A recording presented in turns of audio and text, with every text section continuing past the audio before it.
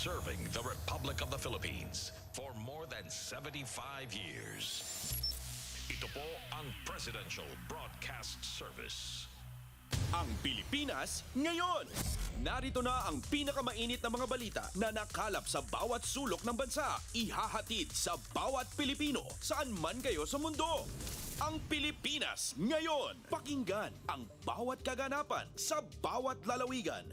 Ito ang Pilipinas ngayon.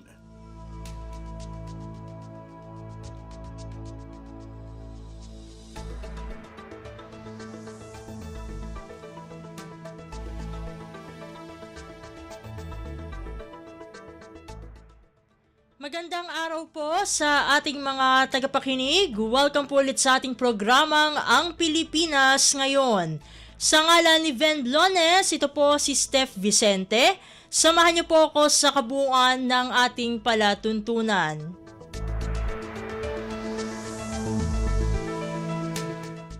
Tulad ng dati, mapakikinggan po ang ulat ng ating mga kapatid na himpilan.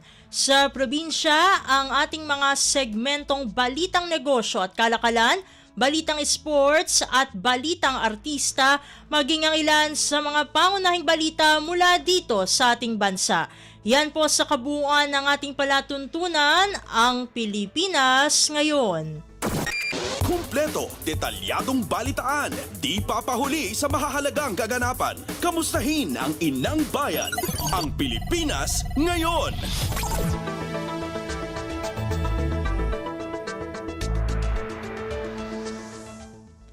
Sa mahahalagang balita, tiniyak ni Pangulong Ferdinand R. Marcos Jr. na malaki ang maging epekto ng pambansang pabahay para sa Pilipino o 4PH program ng gobyerno sa ekonomiya ng Pilipinas.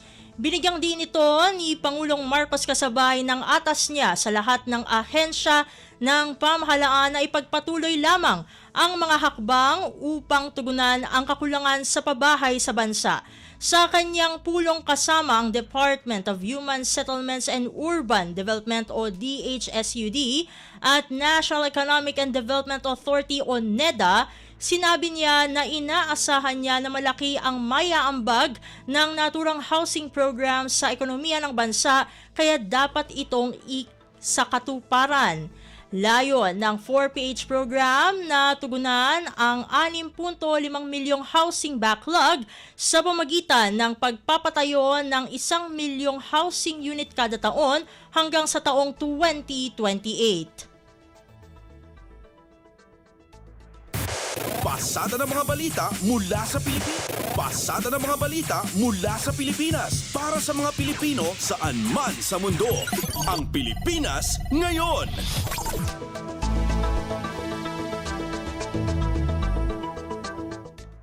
Samantala, nilagdaan na ni Pangulong Ferdinand R. Marcos Jr. ang batas na nagtatatag ng District Engineering Offices ng Department of Public Works and Highways o DPWH sa Bukidnon, Negros Occidental, Bataan, Bulacan at Iloilo.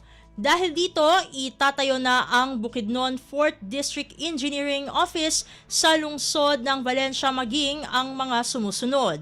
5th District Engineering Office ng Negros Occidental 5th District sa lungsod ng San Carlos, Bataan 3rd District Engineering Office at Bulacan 3rd District Engineering Office at Iloilo 6th District Engineering Office na matatagpuan sa munisipalidad ng Pototan. Makatatanggap ang mga nasabing District Engineering Office ng DPWH ng pondo mula sa taunang budget ng pamahalaang nasyonal. Kumpleto, detalyadong balitaan, di papahuli sa mahahalagang kaganapan. Kamustahin ang inang bayan, ang Pilipinas Ngayon.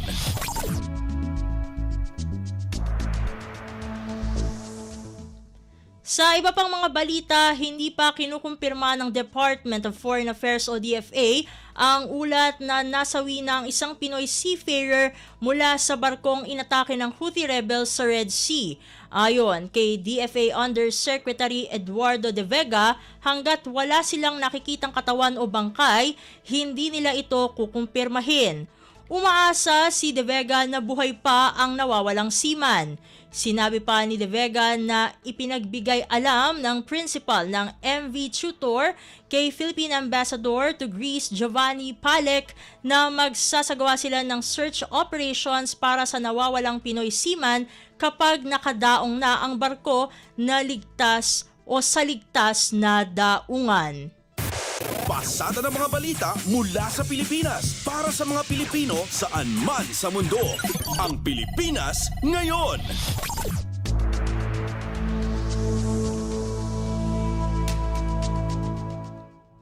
Sa iba pang mga ulat, huling insidente sa Ayungin Shoal, inalmahan ni Armed Forces of the Philippines o AFP Chief of Staff General Romeo Bronner Jr. Ang kabuang ulat ihahatid sa atin ni Leo Sarne. Mariing tinuligsa ni Armed Forces of the Philippines o AFP Chief of Staff General Romeo Bronner Jr. ang huling insidente ng pangaras ng China sa resupply mission sa Ayungin Shoal bilang paglabag sa maritime rights ng Pilipinas at banta sa stabilidad ng rehiyon.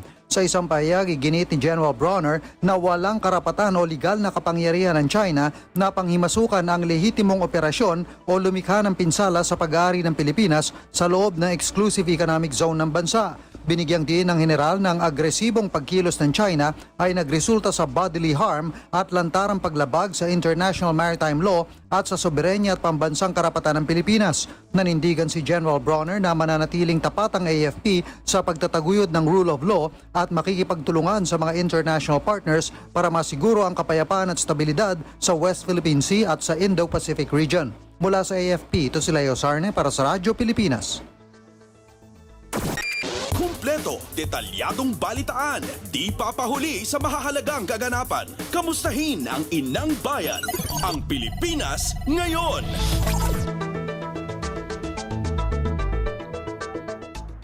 Samantala, nagpupursige pa rin ang mga mangingisda na pumalaot sa kabila ng pangamba na maaaring arestuhin sila ng mga Chinese Coast Guard.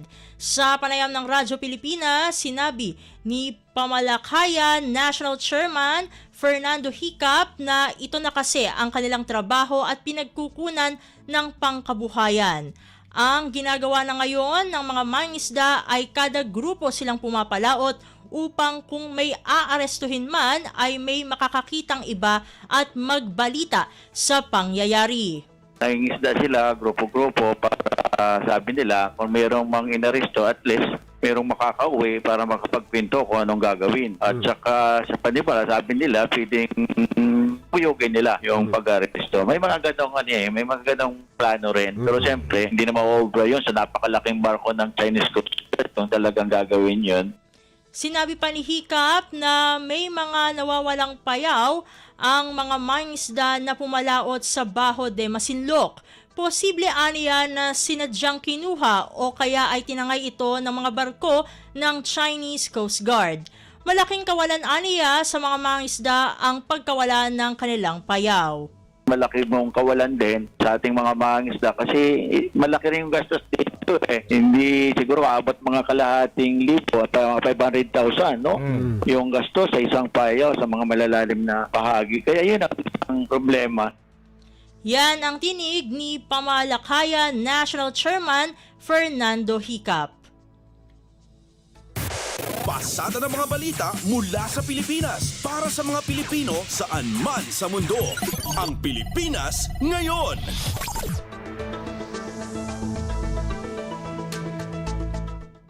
Sa iba pang mga balita, nagpadala ang Philippine Coast Guard o PCG ng karagdagang barko sa West Philippine Sea para sa seguridad ng mga pumapalaot na mangingisda. Sa panayam ng Radyo Pilipinas, sinabi ni PCG spokesperson Jay Tariela na 2 Coast Guard ang kanilang ipinadala sa Baho de Masinloc at patuloy na nagpapatrolya doon. Ito ay upang masiguro na magagabayan at mapanatili ang seguridad ng mga mangingisdang Pilipino kasunod ng sinasabi ng China na kanilang trespassing policy. In anticipation na baka nga ang China ay mag-enforce ng kanilang bagong regulations, sir. No? So, ang ating pong 44 meters ngayon as we speak ay patuloy pa rin po nagpapatrolya dito po sa Baho de Masinloc. Sinabi pa ni Tariela na malaking katanungan kung gaano kaseryoso ang China na ipatupad ang sinasabing pag-aresto sa mga lumabag sa umano'y kanilang trespassing policy. Sa kanilang pagmanman, 3 ang barko ng Chinese Coast Guard at 6 na barko ng Chinese Maritime Militia ang kanilang namataan sa Baho de Masinloc. Mas mababa ito kumpara sa dating bilang ng Chinese vessels na namataan sa Baho de Masinloc. Kung how serious really China is in enforcing this regulation, or it's just another empty threat para i-discourage ang ating mga mangingisdang Pilipino, not just the Filipino fishermen, but even the Vietnamese, Malaysian, Indonesian, para takutin sila, no? Si Philippine Coast Guard o PCG spokesperson Jay Tariela. Kumpleto, detalyadong balitaan, di papahuli sa mahahalagang kaganapan. Kamustahin ang inang bayan, ang Pilipinas ngayon.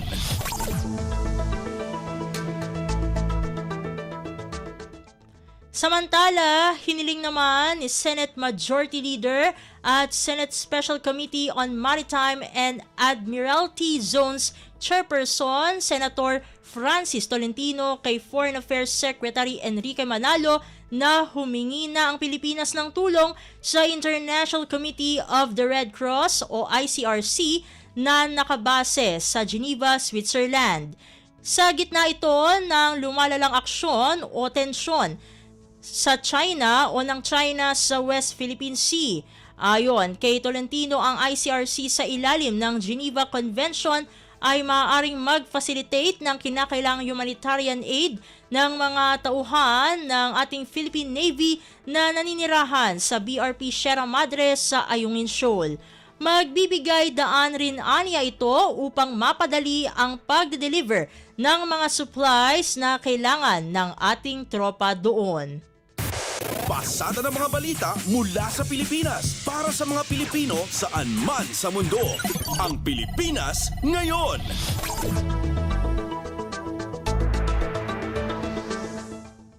Sa iba pang mga balita, muling pinagtibay ng Amerika ang commitment nito sa 1951 US-Philippines Mutual Defense Treaty o MDT.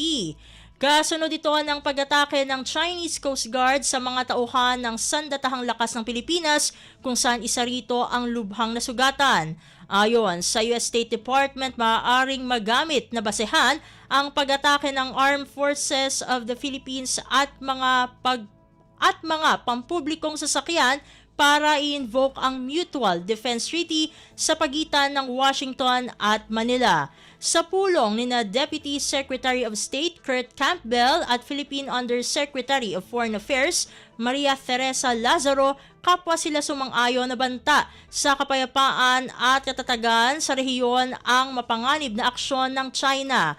Anila, malaki ang gampanin ng alyansa ng Amerika at Pilipinas upang mapanatili ang isang malaya at bukas na Indo-Pacific region. Sa ilalim ng Mutual Defense Treaty, tutulungan ng Amerika ang Pilipinas saan man itong bahagi ng West Philippine Sea. Kumpleto, detalyadong balitaan, di papahuli sa mahahalagang kaganapan. Kamustahin ang inang bayan, ang Pilipinas ngayon.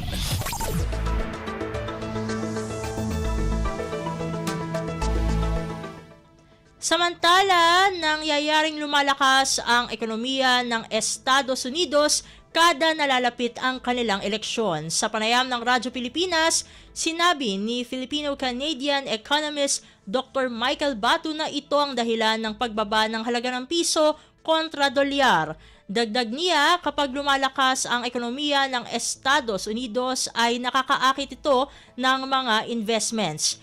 Kapag dumadami ang investor sa Estados Unidos ay lumiliit ang supply ng dolyar sa ibang bansa at dito lumalakas ang halaga nito kontra sa ibang currencies. Kaya nangyari po nitong mga nagdaang buwan, talagang makita natin na nagmamahal po ang US dollar. Yun po yung unang reason kasi mag-eleksyon. Ikalawa is dahil po mataas din po ang interest rate ng Estados Unidos. So, mataas po ang interest rate, ibig sabihin po nito is attractive po ang US as a safe investment place. At imbis na yung mga investors, for example, maglagak sila ng investment sa ibang bansa, ilalagay muna nito sa Estados Unidos. Yan ang tinig ni Filipino-Canadian economist Dr. Michael Batu. Pasada ng mga balita mula sa Pilipinas para sa mga Pilipino saan man sa mundo. Ang Pilipinas Ngayon.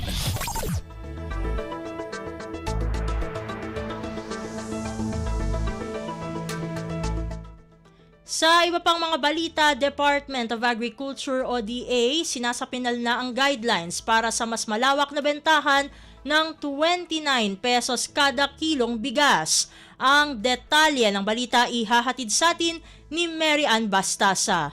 Binabalangkas na ng Department of Agriculture ang guidelines para sa magiging malawakang bentahan ng 29 pesos na kada kilong bigas sa mga kadiwa store. Ito ay mula sa inaasang 100,000 metriko tonelada na aanihin sa ilalim ng Contract Farming Program ng National Irrigation Administration o NIA. Ayon kay DA spokesperson Asik Arnel de Mesa, kasama sa pag-aaral ang umiiral ngayong targeted na benepisyaryo para sa 29 pesos na kada kilong bigas kung saan prioridad pagbentahan ang mga miyembro ng 4P, solo parents at mga senior. Paliwanag ni Asik de Mesa, tinatarget ng pamahalaan na matulungan ang nasa 30% populasyon, lalo na ang mga kapuspalad. Sa ngayon, ongoing ang trial sale ng murang bigas sa piling kadiwa sites. Inaasahan ng mga arangkada ang subsidized pricing scheme sa bigas simula sa buwan ng Agosto. Ito si Meran Bastasa para sa Radyo Pilipinas. Kumpleto, detalyadong balitaan, di papahuli sa mahahalagang kaganapan. Kamustahin ang inang bayan, ang Pilipinas Ngayon.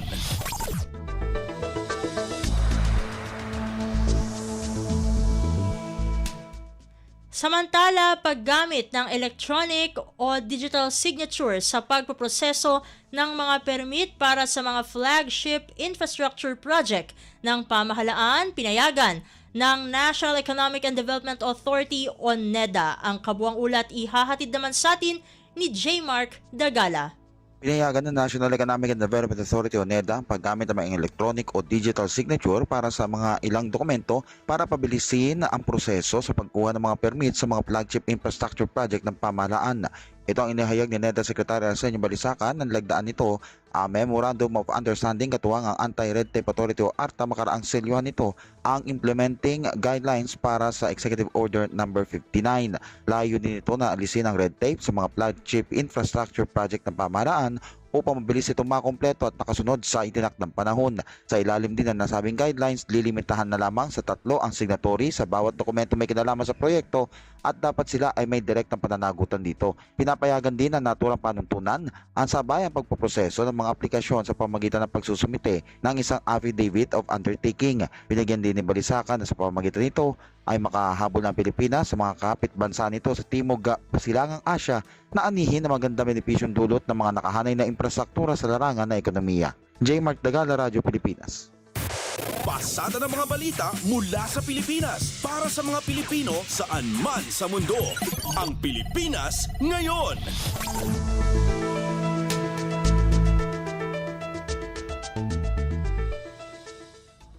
Sa Balitang Kamara, pagtalima ng Pilipinas sa Base Erosion and Profit Shifting o BEPS standard, sinimulan ng talakayain ng Department of Finance o DOF kasama ang ilang mambabatas sa Kongreso. Ang detalye ng balita, ihahatid sa atin ni Melanie Valdos Reyes.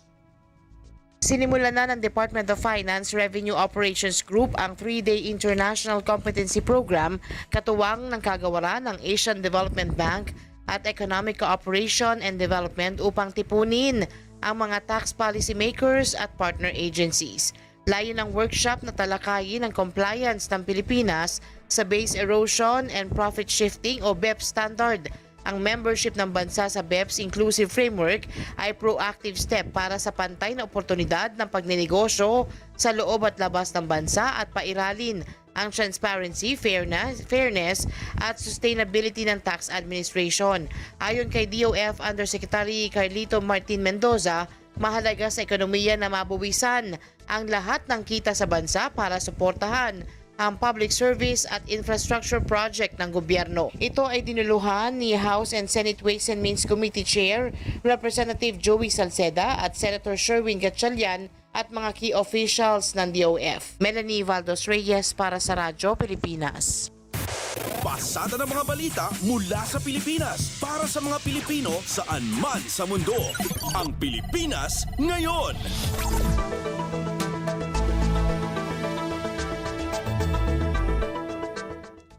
Samantala, bilang ng mga lugar na kabilang sa Danger Level Heat Index, bumaba ayon sa Pag-asa. Ang kabuuang ulat ihahatid sa atin ni Mary Rose Rosero ng RP3 Alert. Mula sa obserbasyon ng Philippine Atmospheric, Geophysical and Astronomical Services Administration o Pag-asa, patuloy na bumababa ang bilang ng mga lugar na kabilang sa Danger Level Heat Index. Dahil sa pagtatapos ng El Nino at sa nararanasang pag-ulan at pagkidlat-pagkulog sa maraming bahagi ng bansa ay sususpendihin na ng Pag-asa ang pagpapalabas ng pang-araw-araw na Heat Index Advisory. Itinuturing ng Pag-asa ang mula 41 hanggang 51 degrees Celsius bilang Danger Level Heat Index na maaaring magdulot ng heat cramps, heat exhaustion at heat stroke. Sa pagtataya ng Pag-asa noong Mayo, inaasahan nito ang mahigit sa 40 hanggat hindi bababa sa 18 lugar na nasa Danger Level Heat Index kada araw. Samantala, sinabi ng Pag-asa na tututukan nito ang pagbibigay ng napapanahong impormasyon sa mga panganib at posibleng epekto ng tag-ulan.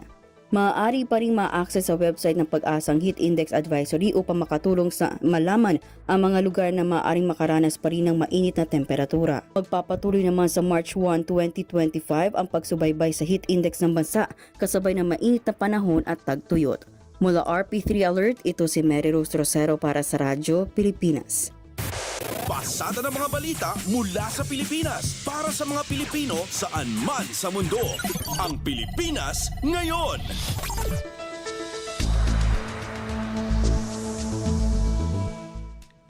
At iyan ang mga mainit na balita para sa araw na ito. Samantala, ating antabayanan ang mga ulat mula sa ating mga kapatid na himpilan sa probinsya para sa Regional News. Balita mula sa lalawigan sa bawat rehiyon ng ating bayan. Dito sa Ang Pilipinas Ngayon.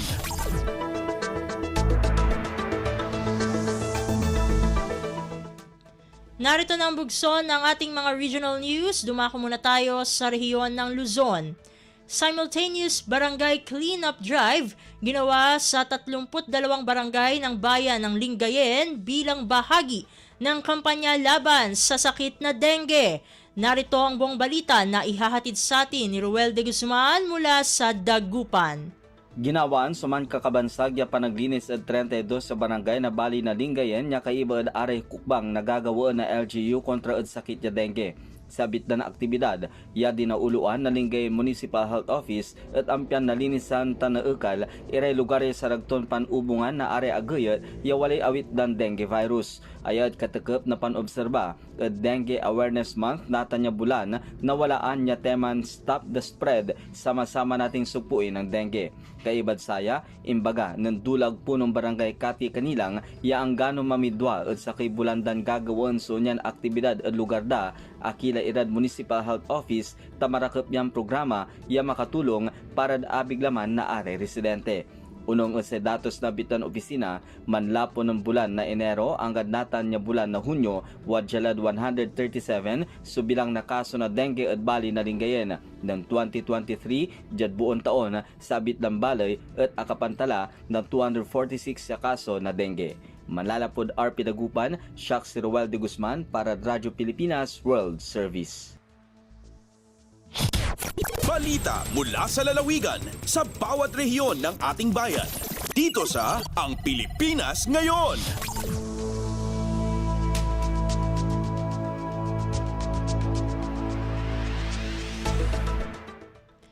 Inyong napakinggan ang ulat ni Roel de Guzman mula sa Dagupan. Dakuin naman natin ang Bontoc, mga malalaking proyekto ng Department of Agriculture o DA sa rehiyong Cordillera ibinahagi ni DA Cordillera Administrative Region o DA-CAR Regional Executive Director Jeneline Dawayan. Ang kabuang ulat ihahatid naman sa atin ni Donna Kawis Balyo. In Padamag, the Department of Agriculture Cordillera Regional Executive Director Jeneline Dawayan, dagiti big ticket project ti DA, kas iti Philippine Rural Development Project, ano sa dinno, adati agatad nasurok 1.188 billion pesos nga proyekto para iti Apayaw, Ifugao ken Kalinga. Maiimplementar met ita atawan 2024 ti nasrok 628 million pesos nga alokasyon para iti Rice Farmers Financial Assistance Program. Madama met implementasyon ti agatad 99 million pesos nga integrated laboratory building ken mapan nga nasrok 80,000 amanalon ti agbenepisyo iti 555 million pesos a production inputs, iti rice seeds, inorganic fertilizers, ken biofertilizers. Ita atawan adda 30 ket 8 a farm to market road development program nga agdama a maipatpatungpal iti rehiyon nga gatad iti nasrok 5 milyon piso. Dagitoy kat inpakaamo ni Director Dawayan iti naangay di kalman nga kapihan sa bagong Pilipinas. Narpos na Bontoc, Donna Kawis Balyo para sa Radyo Pilipinas World Service. Balita mula sa lalawigan sa bawat rehiyon ng ating bayan. Dito sa Ang Pilipinas Ngayon.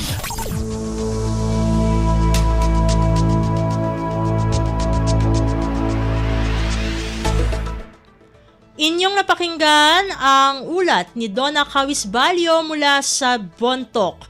Puntahan naman natin ang Lucena, 157 communal gardens na itayo na sa Calabar Zone sa ilalim ng National Urban and Peri-Urban Agriculture Program ng Department of Agriculture o DA.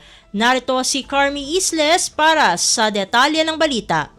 Naitayo na ang 157 communal gardens sa Calabar Zone sa ilalim ng National Urban and Peri-Urban Agriculture Program o NUPAP ng Department of Agriculture ayon kay Regional Coordinator Mr. Felix Sosalito Noceda. Sa episode ng Usapang Agrikultura kahapon, sinabi ng opisyal na ang naturang bilang ng communal gardens ay patuloy na nadaragdagan. Aniya kabilang sa kanilang mga recipient ay mga nasa barangay, subdivisions, homeowners, associations at religious groups. Bukod dito ay nagtatayo rin sila ng garden sa military facilities at sa iba't ibang bakanteng lugar. Nilalayo ng NUPAP na makapagbigay ng dagdag na pagkain para sa mga urban settlers sa kabila ng limitadong lupang sakahan sa kalunsuran. Kasama pa sa mandato nito na magkaroon ng dagdag na kita ang mga tagalungsod at makapagtatag ng recreation at wellness areas. Mula RP Lucena, ito si Carmi Isles para sa Radyo Pilipinas World Service.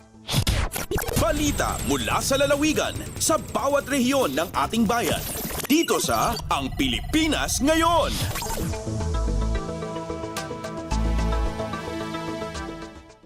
Inyong napakinggan ang ulat ni Carmi Isles mula sa Lucena. Dumako na tayo sa Palawan.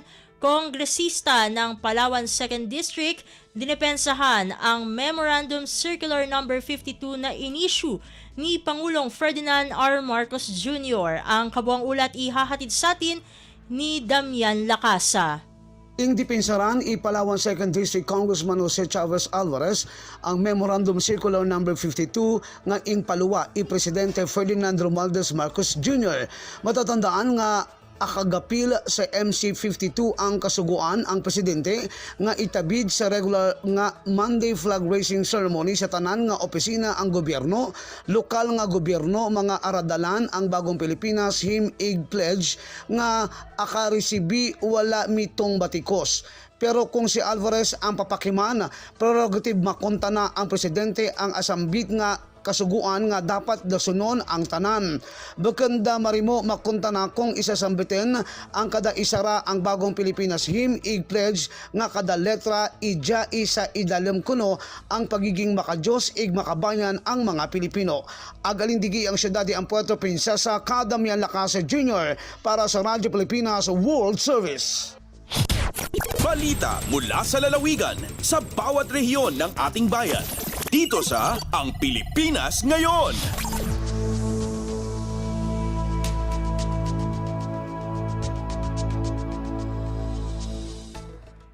Inyong napakinggan ang ulat ni Damian Lacasa mula sa Palawan. Puntahan naman natin ang rehiyon ng Kabisayaan.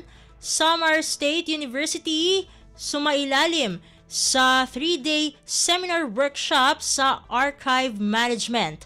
Ang detalye ng balita ihahatid sa atin ni Suzette Pretencio mula sa Calbayog. Nagpailarom kakulop Hunyo 18 ang mga personahe sa Samar State University o SSU sa tulo kaadlaw nga seminar workshop sa Basic Records and Archives Management o BRAM and Technical Assistance on the Establishment of Agency Disposition Schedule. Ini nga nasabing aktibidad nga ginpapangunahan sa National Archives of the Philippines nga asyan ginmandohan sa gobyerno nga mag-preserve sa primera nga source and information sa Philippine history, basic components and cultural heritage ngan collective memory. Katuyuanan sa sining higayon nga makaghatag sa government personnel san kinaadman og skills nga kinahanglan san pagpatuman sa mga required standard policies sa records creations, maintenance and use ngan disposition. Ang seminar workshop nga matatapos buwas nga adlaw Hunyo 20 in mayadasan lectures, workshops ngan open forum discussions. Tikang sa Radyo Pilipinas Calbayog, ini si Suzette Pretencio para sa Radyo Pilipinas World Service. Balita mula sa lalawigan sa bawat rehiyon ng ating bayan. Dito sa Ang Pilipinas Ngayon.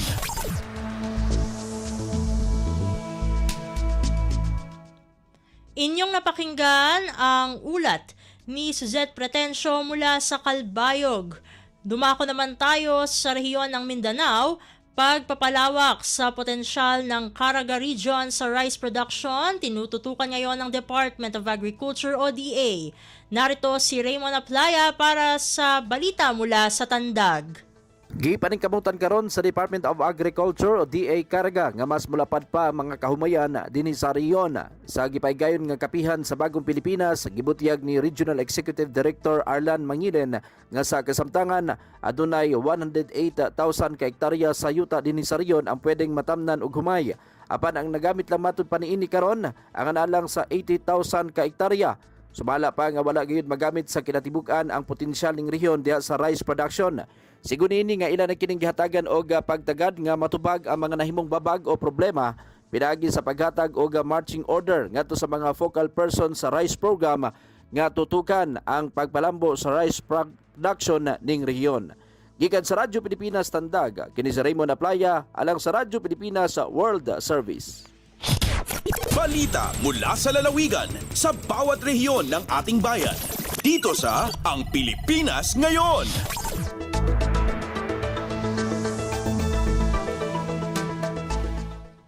Inyong napakinggan ang ulat ni Raymond Aplaya mula sa Tandag. Puntahan naman natin ang Zamboanga, mga serye ng gun attacks na naitala sa Zamboanga City, tinalakay sa Peace and Order meeting ng lokal na pamahalaan. Ang kabuang ulat, ihahatid sa atin ni Bless Eboyan. Usa ka Peace and Order meeting ang gipanguluhan ni Zamboanga City Mayor John Dalipe aron pagahisgutan ang serye sa mga gun attack sa maong lungsod. Kinihuman nga usa ka mananagat ang pinakabag-ong biktima sa gun attack ug ang suspect security escort sa usa ka fishing company nga nahitabo sa territorial seawater sa Zamboanga City. Mitambong sa maong meeting si Councilor VP Elago, isip chairperson sa Peace and Order Council sa Sangguniang Panglungsod, Zamboanga City Police Director Colonel Kimberly Molitas, mga hepe sa mga police stations, Maritime Police, Philippine Coast Guard, ug uban pang mga stakeholders. Gihisgutan ni Colonel Mulitas nga ang insidente maoy ikapito nga panghitabo sukad Enero niining tuiga nga kasagaran sa mga biktima kay mananagat ug ang rason kay ang pagsulod sa mga fishing grounds ug mao ang sugod sa pagkagubot. Para maundang na ang problema, nanawagan si Mayor Dalipe na magkahiusa ug magkasinabot ang parehong party ug kung posible nga wala na'y pagsulod sa municipal water sulod sa 8 miles distance sa baybayon. Nahisgutan usab ang pag-disarm sa mga Special Civilian Active Auxiliary o SCAA members nga maoy nagsilbing security escort sa mga fishing boats. Gikan diri sa Radyo Pilipinas Zamboanga, kini si Bless Iboyan para sa Radyo Pilipinas World Service. Balita mula sa lalawigan sa bawat rehiyon ng ating bayan. Dito sa Ang Pilipinas Ngayon.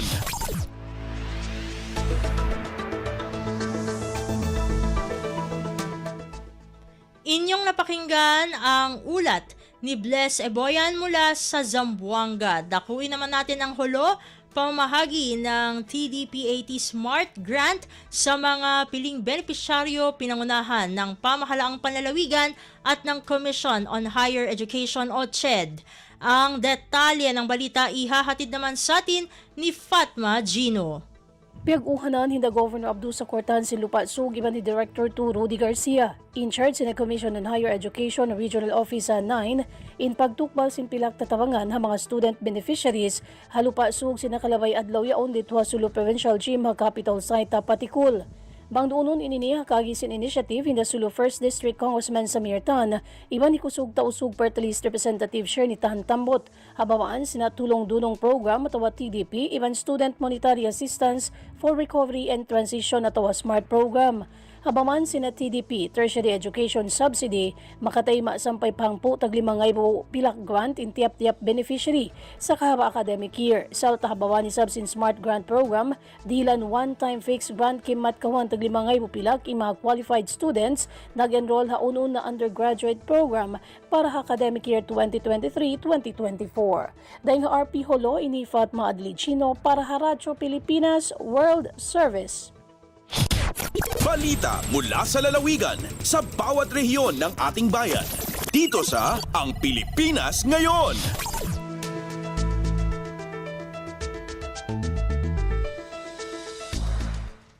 Inyong napakinggan ang ulat ni Fatma Gino mula sa Holo. Dito na nagtatapos ang ating regional news. Narito naman ang ating segmentong Balitang Negosyo at Kalakalan na ihahatid sa atin ng ating kasamang si Win Peñano.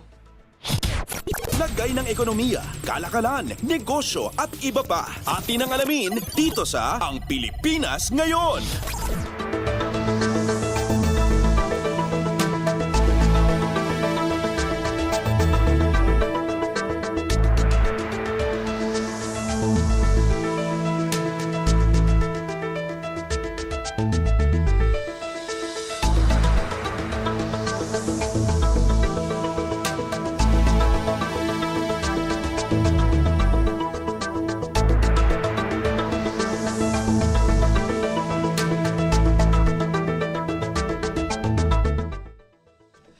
Magandang araw, narito na ang mga nangungunang balita sa larangan ng pagnenegosyo at kalakalan. Pinirmahan na ng iba't ibang ahensya ng pamahalaan ang implementing guidelines ng Executive Order No. 59 na naglalayong pasimplehin ang permitting process ng Infrastructure Flagship Projects o IFPs sa bansa. Ginawa ito sa isang ceremonial signing na pinangunahan ng National Economic and Development Authority o NEDA, key officials ng NEDA Board Committee on Infrastructure at Anti-Red Tape Authority o ARTA. Ayon kay ARTA Secretary Ernesto Perez, salient features ng nasabing panuntunan ay ang pagbabawas sa dami ng IFP licensing agencies mula sa dating 30 patungo sa 18 na lamang. Minamandato rin anya ng EO 59 ang at ng implementing guidelines ang national government agencies at local government units na reviewin ang kanilang citizens charter, tanggalin ang mga nagpapahirap na requirements, limitahan ang dami ng signatories at ang paggamit ng electronic signatures. Sa pamamagitan naman ng naisumiteng affidavit of undertaking, magiging simultaneous naman ang pagproseso ng aplikasyon habang otomatiko namang maaprubahan o marirenew ang mga dokumento sakaling hindi maaksyonan ng licensing agency sa prescribed timeline. Samantala, nilinaw naman ni NEDA Undersecretary Joseph Capuno na hindi cover ng nasabing EO ang approval ng NEDA sa IFPs. Sa kasalukuyan, mayroong 185 IFPs na may indicative project cost na 10.5 trilyong piso ang nakasalang. Sa nasabing bilang, halos 84 na proyekto ang inaasahang makikinabang sa mas pinadaling permitting process. Kasabay ng paglagda sa nasabing panuntunan, umaasa ang pamahalaan na sa pamamagitan nito ay mag-i-improve din ang competitive ranking ng Pilipinas na kamakailan ay sumampa lamang sa pang-52 mula 67 bansa. Lagay ng ekonomiya, kalakalan, negosyo at iba pa. Atin ang alamin dito sa Ang Pilipinas Ngayon.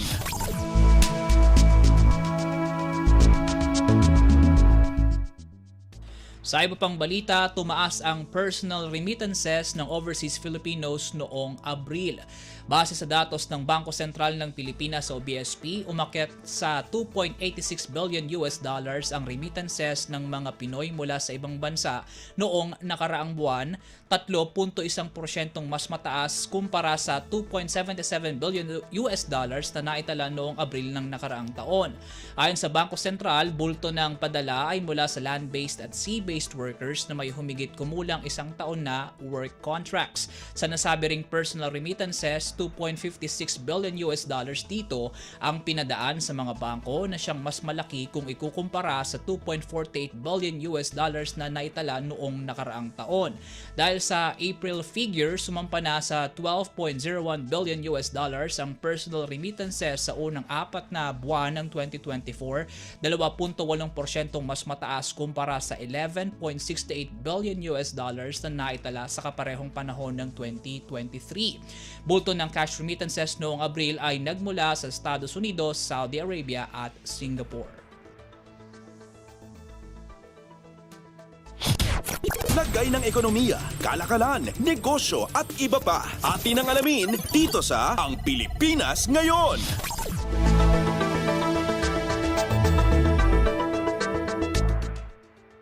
Sumampa sa 640.22 billion pesos na halaga ng investment pledges ang nakuha ng Pilipinas sa unang 5 buwan ng 2024. Ayon sa Board of Investments o BOI, umakyat sa 14% ang investment approvals mula Enero hanggang nitong Mayo ng kasalukuyang taon, dahilan para maungusan nito ang 562.9 billion pesos na narehistrong pamumuhunan sa kaparehong panahon ng 2023. Base sa datos ng BOI, karamihan sa approved investments ay mula sa local investors na may halagang 525.85 billion pesos, habang nasa 114.37 billion pesos naman ang mula sa foreign sources. Pagdating sa sektor, nangunguna ang renewable energy na may ambag na 607.47 billion pesos, habang ang iba naman ay buwat sa agrikultura, forestry, fishing, real estate, transportation, storage at manufacturing. Top 5 sa mga rehiyong pagtatayuan ng nasabing investments ay Calabarzon, Ilocos Region, Central Luzon, Bicol Region at Western Visayas. Aabot naman sa humigit 13,000 trabaho ang inaasahang malilikha ng mga ito sa bansa. Inugnay naman ng BOI ang magandang figura sa foreign trips ni Pangulong Ferdinand R. Marcos Jr. sa mga nakalipas na buwan. Kasabay nito, binigyang diin ng ahensya ang commitment nitong palakasin pa ang panghihikayat sa mas marami pang pamumuhunan sa bansa, nang sa gayon ay mailagay pa ang Pilipinas sa mas magandang posisyon at mapagbuti pang lalo ang competitiveness at sustainable economic development nito.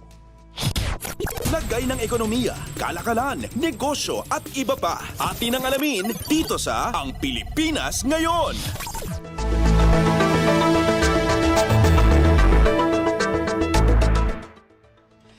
At yan po mga balitang aming nakalap sa larangan ng pagnenegosyo at kalakalan. Para sa Radyo Pilipinas World Service, ako po si Win Peñano, maasensong araw po sa ating lahat. Lagay ng ekonomiya, kalakalan, negosyo at iba pa. Atin ang alamin dito sa Ang Pilipinas Ngayon.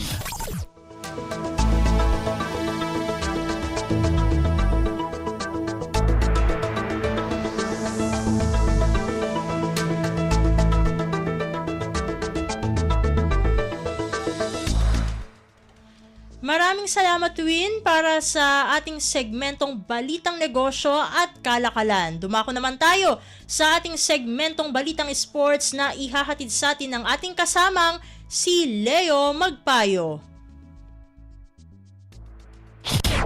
Updates at pinakahuling mga usapin sa mundo ng palakasan. Atin ang pakinggan dito sa Ang Pilipinas Ngayon. Magandang araw. Narito na po ang sports balita. Nakopo ng 2 Filipino-American tracksters ang gintong medalya sa 2024 Harry Jerome Track Classic na ginanap sa Burnaby, Canada. Nakuha ni Christina Knott ang gintong medalya sa women's 100-meter dash kung saan tinakbo niya ito sa oras na 11.64 seconds. Pumangalawa naman si Victoria McIntyre ng Canada sa oras na 11.94 seconds habang pumangatlo ang isa pang Pinoy na si Zion Corrales Nelson na nagtapos sa oras na 11.95 seconds. Nakuha din ng Southeast Asian Games champion na si Knott ang tansong medalya sa women's 200-meter dash kung saan nakapagrehistro ito ng oras na 23.42 seconds sa likuran ng mga Canadian na sina Zoe Charar at Jacqueline Madogo na nakuha ang ginto at pilak na medalya sa oras na 23.14 seconds at 23.2 seconds ayon sa pagkakasunod. Samantala, ang 6-time Southeast Asian Games champion na si Eric Cray ay ipinakita ang kanyang bilis sa men's 400-meter hurdles sa naitala nitong 49.95 seconds para angkinin ang gintong medalya. Updates at pinakahuling mga usapin sa mundo ng palakasan. Atin ang pakinggan dito sa Ang Pilipinas Ngayon. Binigyan ng rockstar treatment ang Filipino billiards icon na si Efren Bata Reyes kamakailan nang siya'y dumalo sa 2024 World Pool Championship na ginanap sa Jeddah, Saudi Arabia. Nakita ang 69 anyos na tinaguriang The Magician na sinasamahang papasok ng Prince Abdullah Al Faisal City Sports Hall sa naturang 9-ball tournament. May ilang mga litrato ang inilagay ng Matchroom Pool sa kanilang social media page na ipinapakita si Reyes na nakikipagkamayan sa ilang mga players na kalahok sa torneo at mayroon din hawak-hawak ang championship trophy. Nag-organisa din ng meet and greet session para sa mga fans ni Reyes. Sa isang social media post, sinabi ni Matchroom Multisport Chief Executive Officer Emily Fraser na malaking karangalan at nakasama nila si Efren Reyes sa World Pool Championship at tinawag pa itong isang legend.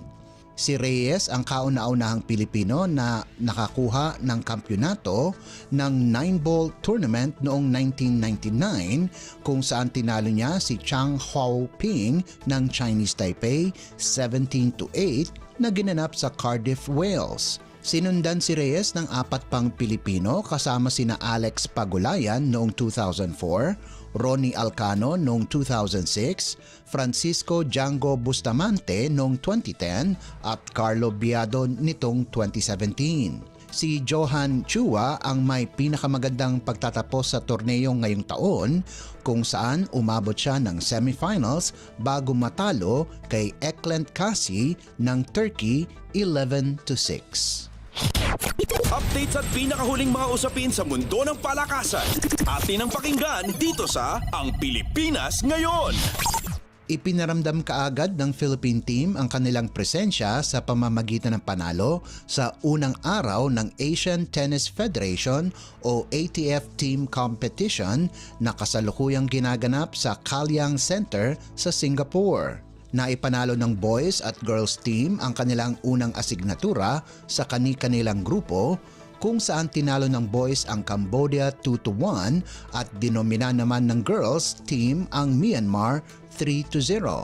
11 bansa ang kasama sa Boys 12 Division kung saan kasama ng Pilipinas ang Cambodia, Indonesia at Vietnam sa Group B, habang 8 bansa naman ang kasali sa Girls 12 Division kung saan nasa Group A ang Team Philippines kasama ang Myanmar, Malaysia at Vietnam. Tinalo ni Marcos Go si Sumatra Yok 6-0 at 6-0 habang bigo si Clyde Tunyakaw laban kay Alexander Mikhachev 1-6 at 3-6. Subalit nanaig naman si Tunyakaw sa doubles competition kung saan kasama niya si Carlo Mejia. Tinambakan ng tambalang Tunyakaw at Mejia ang duo ng Cambodia na sina Mikhachev at Vuthi Chamroon 6-0 at 6-0. Sa panig naman ng girls team, tinalo ni Elia Paglanlunan si Ayan Phu Thue ng Myanmar 6-1, 6-0 habang linampaso ni Maristela Torrecampo si Yin Myo Ai 6-0 at 6-0. Sinelyuhan ng tambalan ni Maristela at Maria Ataiza ang panalo laban sa Myanmar pagkatapos nilang sibakin sina May Myat No, Tike at Ayan Phu Thue 6-0, 6-1. Susunod na mga kalaban ng Philippine boys ang Vietnam habang kalaban ng girls team ang Malaysia. Ang top 3 teams sa bawat dibisyon ay aabanse sa world stage na gaganapin sa Kazakhstan sa Setyembre. Updates at pinakahuling mga usapin sa mundo ng palakasan. Atin ang pakinggan dito sa Ang Pilipinas Ngayon. At yan ang pinakahuling balita sa larangan ng palakasan. Para sa Radyo Pilipinas World Service, ito po si Leo Magpayo. Magandang araw. Updates at pinakahuling mga usapin sa mundo ng palakasan. Atin ang pakinggan dito sa Ang Pilipinas Ngayon.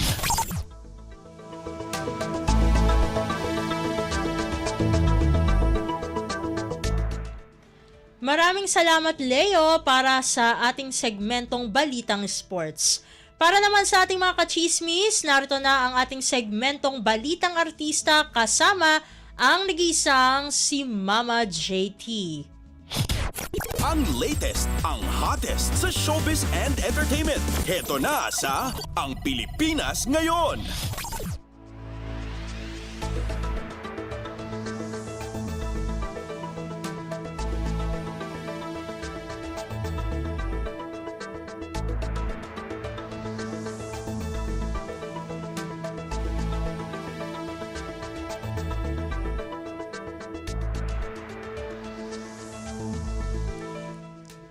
Magandang araw sa ating mga chismoso at chismosang nag-aabang ng mga trending na balita sa mundo ng showbiz. Ito na ang ratsyada ng mga chika.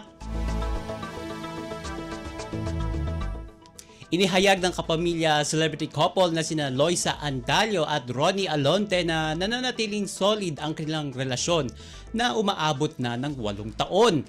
Bukod sa long-term na ang kanilang relasyon ay napag-uusapan na rin talaga nila ang pagbuo ng sariling pamilya. Palagi rin sinasabi ni Loisa at Ronnie sa bawat panayam sa kanila na natagpuan na nila sa isa't isa ang kanilang forever. Tungkol naman sa kanilang 8-year relationship, naniniwala talagang itong si Ronnie na isa sa pinakamahalagang bahagi ng kanilang pagsasama ay ang trust at communication. Sabi niya, quote and quote, saka siguro yung pagiging relax namin sa isa't isa. Hinahayaan ko siya, hinahayaan niya ako. At pagdadagdag pa niya, she goes out with her friends and she lets me go out with mine. Hindi kami mahigpit sa isa't isa. Kaya walang sakalan. kapag ganong partner, iba. Personal, iba ang nararamdaman ko. Bihira ka maka-experience. Yan ang pagbabahagi ni Ronnie sa nasabing interview. At wala ring issue o problema para kay Ronnie kung patuloy na itatambal si Loisa sa ibang mga aktor tulad ng kapwa nila kapamilya star na si Anthony Jennings. Sa ngayon ay nakatuon itong si Ronnie Alonte sa paglalaro ng basketball na itinuturing niyang first love. Payag din daw siya na gawing full-time career ang pagiging basketballista.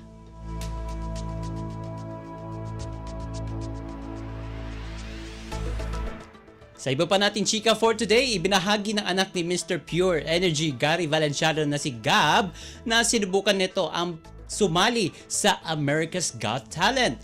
And sa mga nakalipas na taon, gumawa ng pangalan itong si Gab para sa kanyang sarili sa labas ng sikat nilang ang Kansas Showbiz. At ito, nung mag-audition din ito sa America's Got Talent, pumasa siya ngunit hindi niya ito ipinagpatuloy dahil sa kanyang busy schedules. Ganun pa man, ang kanyang audition piece ay naging bahagi ng nationwide TV commercial upang ipromote ang show at lumabas din siya sa ilang mga palabas sa Amerika kagaya ng America's Funniest Home Videos at Good Morning America at sa mga online media outlets sa Amerika.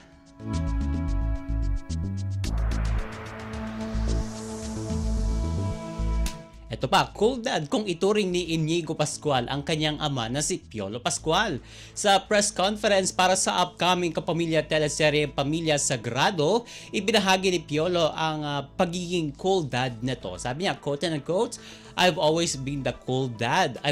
I've also never had the chance to live with him. So pag may oras na pwede kaming magkasama, I make it appear as if, it's the last day of the world." Sabi pa niya, during break, nagkikita kami and then we just spend father and son time together. And that's the best feeling. So me as a father, I'm a cool dad. I'm a friend and I can be a friend. Yan ang kanyang sinabi.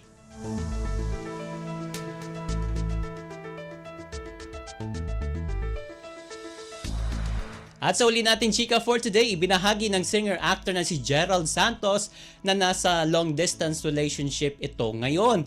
Sa isang event para sa Society of Philippine Entertainment Editors or SPEED, ikwinento nito sa Entertainment Press ang kanyang estado ng pag-ibig. Kwento ni Gerald after ng kanyang participation sa Miss Saigon ng Cameron Macintosh production sa United Kingdom ay nagbakasyon siya sa Barcelona at Paris bago magtungo sa Amerika para manood ng Broadway play.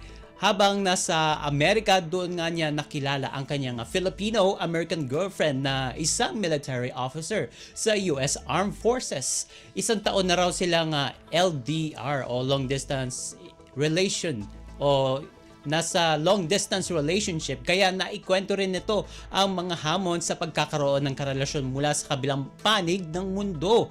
Dagdag pa niya, hindi madali ang ganitong uri ng relasyon dahil nangangailangan ito ng matindi at tuloy-tuloy na komunikasyon sa isa't isa. At naikwento rin ng singer na napag-uusapan na raw nila ang kasal, ngunit sa ngayon ay karera muna daw ang kanilang prioridad.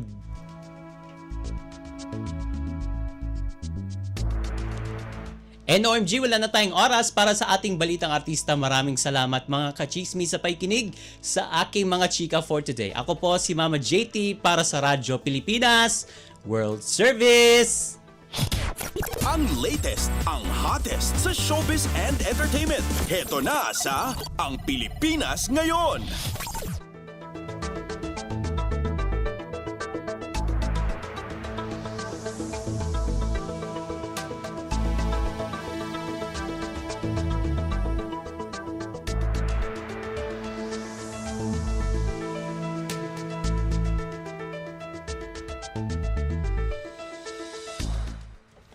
At yan ang naging kabuuan ng ating programa para sa araw na ito. Samantala, magpapasalamat muna tayo sa ating mga nakasama sa ating transmitter site sa Tinang.